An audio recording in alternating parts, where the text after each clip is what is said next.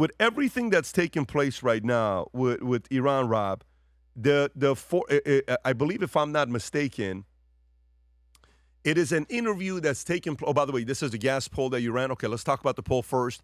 How much have gas prices in the area increased? Can you go back to it, please? None, 20%. So that's a fifth. 25 to 50 cents, 49%. 50 cents to 75 cents, 18%.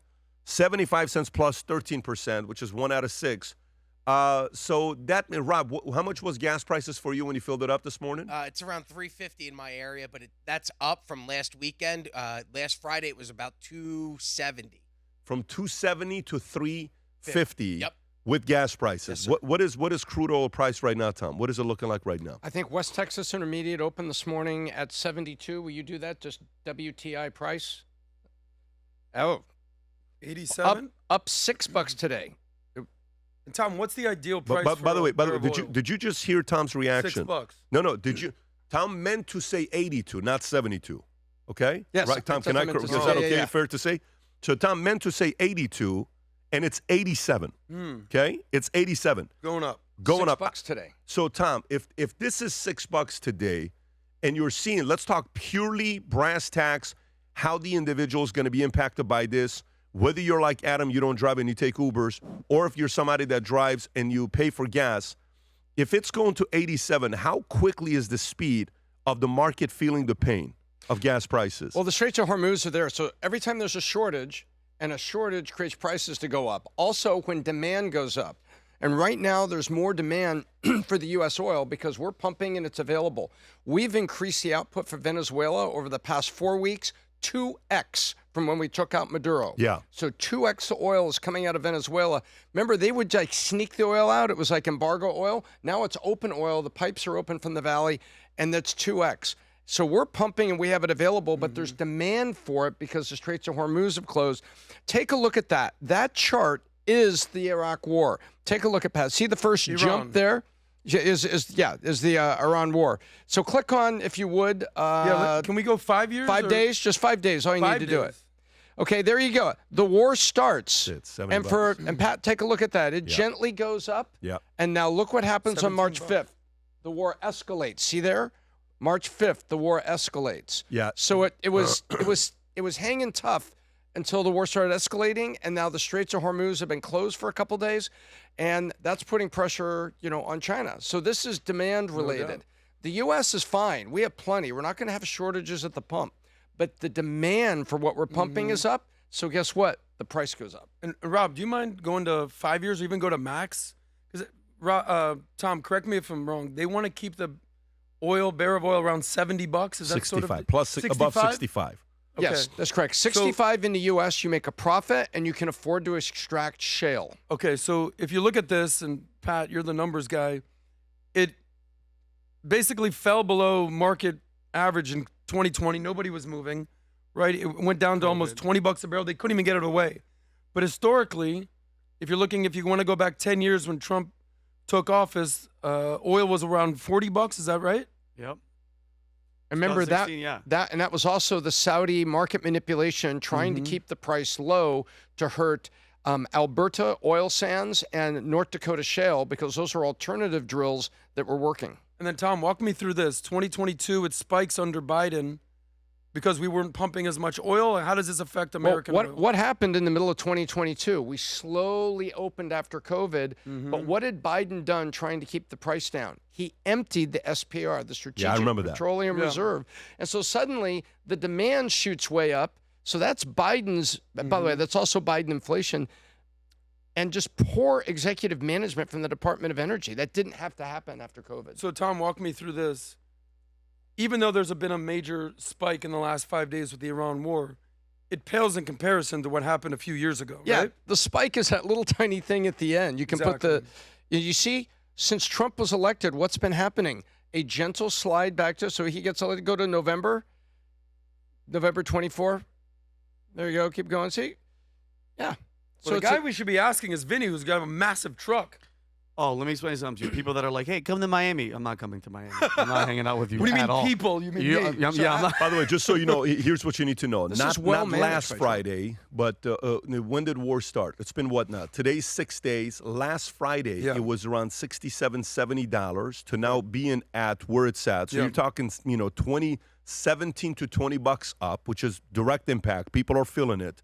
And how much of that's going to translate here? Trump's going to have to control this. But if Strait of Hormuz, if nothing's leaving there, and China's sitting around knowing 80% of their oil, they're relying there. Tom, how much longer can China sit around without coming out and saying, hey, we kind of need to protect ourselves with Iran because the oil we're relying on? How long can they go? China's going to need oil in 21 days. I was reading that 21 days, they will start to feel it. It won't be catastrophic, but within 21 days, they're really going to start to feel it. So I'd like to know this. Iran is closing the Strait of Hormuz. If we control the skies, which we do, I was just going to say. and yeah, we have basically impacted a tremendous amount of their navy, what exactly is keeping the Strait of Hormuz? Because that's where China's going to get their oil. Or are we on the backside willing to say, okay, I'm sorry, the strait's closed, and because that's going to put pressure on China? Yeah, if you look at this chart that Rob just pulled up, Iran and Venezuela's export most of their crude oil to China. Okay, Right. share of Iran and Venezuela's crude oil export that go to China. Look at that. 87% of Iran and 55% of Venezuela. Bingo. And if you control both of them now, and China no longer has control of Panama Canal because of what happened with Panama. C.K. Hutchinson. Oh, yeah, Yeah, C.K. Panama's Hutchinson. Supreme Court. Panama Supreme Court comes out and says, no, we're not doing it. Listen, you don't have any more authority over this. These two ports are ours. If you think these guys, when they say they're playing, chess and they're grandmasters, if you think that, you lock in Panama Canal first, so China can't play that as a weapon. You lock in Venezuela next. Then you go after Iran. Now China's sitting around saying, well, how can we create pain for U.S.? How can we create pain for U.S. to do anything? Strategically, it's actually very interesting when you think about the sequencing of what's been done. Yeah. Well, we're coming into summer. Maybe they could embargo the knockoff Callaway drivers. yeah. Well, That'd be That'd be a catastrophic whole for guys like you. Catastrophic. Get Yeah. it? Tom? can I speculate on Yeah, something? go for it. So, oil. Trump's been saying he's going to do two things. We talk about the 20-point plan that he was going to do. Yep. At the top of the list, he was going to shut down the oil, the border, and he's going to drill, baby, drill. Did he not say those two things? Yes. What if this were all a part of Trump's plan? Shut down the border, drill, baby, drill. Let's go through here. We just learned that China, which is our number one Enemy. combatant, you want to say that? They're our enemy. They My get opinion. what percentage of their oil from Venezuela and Iran? The vast majority of it. Drill, baby, drill. Taking down China. Now let's pan out a little bit. A year ago, when Syria was about to fall, Bashar al-Assad calls his boys, Vladimir, what's up, man? Niet, I can't help you. A buddy of mine did a great breakdown of this.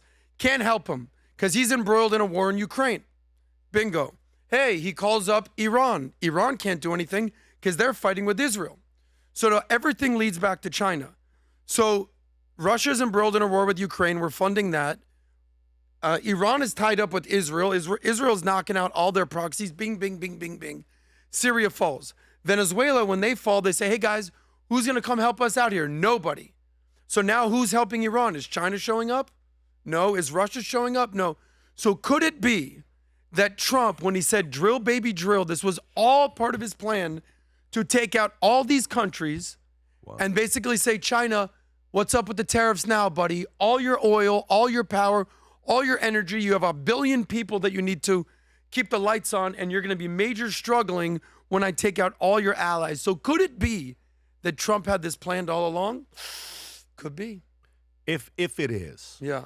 if this is exactly how they thought about this, what a master That's a plan. gangster move. What a It's almost master like he plan read your if next they 5 did. moves. What did he call Written it? by He PBD. said Marco Rubio will end up being the greatest Secretary of State. of all time. Oh, yeah. Is what he said. So, Tom, what are we looking at here with the China imports? Well, thank you, Rob. China imported 5 million barrels a day through the Strait of Hormuz last year. Damn. I don't know. Yeah. And it tells you from where 1.2 from Iraq, 395 Kuwait, 106 Qatar, 666 UAE. They should have done 667. 703 Oman, 1.5 million Saudi, and 1.4 million Iran. Yeah, and so never mind the numbers. Iran is only 1.4 that, but the highway's closed. Exactly. Gang, you guys heard, I think there's a massive leadership taking place at the Trump Doral. Trump even yesterday said, hey, go to Trump Doral. And guess what? We're holding our annual Sales Leadership Summit that we do once a year at the Trump Doral, March 25th through the 27th. If you're somebody that runs a business $1 million or higher and you got 5 salespeople, this may be the right event for you when you want to watch this video. Go ahead, Rob. There are 3 different types of sales leaders I've worked with the last 20 years. One of them are those that are a boss, that are telling you what to do. One of them is the one that wants to be a friend. He wants to say, hey, Johnny, let me help you get to this next level. And then the other one is the leader that's sitting down with you, accountable, challenge, pushing you. You can do more, expectation, business planning. Each one of them has pros and blind spots. Once a year, I host an event called the Sales Leadership Summit. This year, we're doing it at the beautiful Trump Doral, March 25th through the 27th, where we talk about topics like this, 200 plus pages in a manual with people from around the world. You have to do a minimum of $1 million a year and 5 salespeople to qualify to attend this. So if you're someone that's watching and saying, I think I'm like a boss, I think I'm like a friend, I think I'm a leader, I want to find my blind spots, click on a link below, fill out the information. One of our consultants will get a hold of you. Beautiful. Click on the link below or go to that QR code. We talk about a lot of different things. 200-page manual on how we took a business from 0 to 60,000 agents and eventually sold it for $250 million. If you're somebody that's running a business, sales team, and you want to find strategies to accelerate your growth going into 2027, do not miss Sales Leadership Summit. If you enjoyed this video, you want to watch more videos like this, click here. And if you want to watch the entire podcast, click here.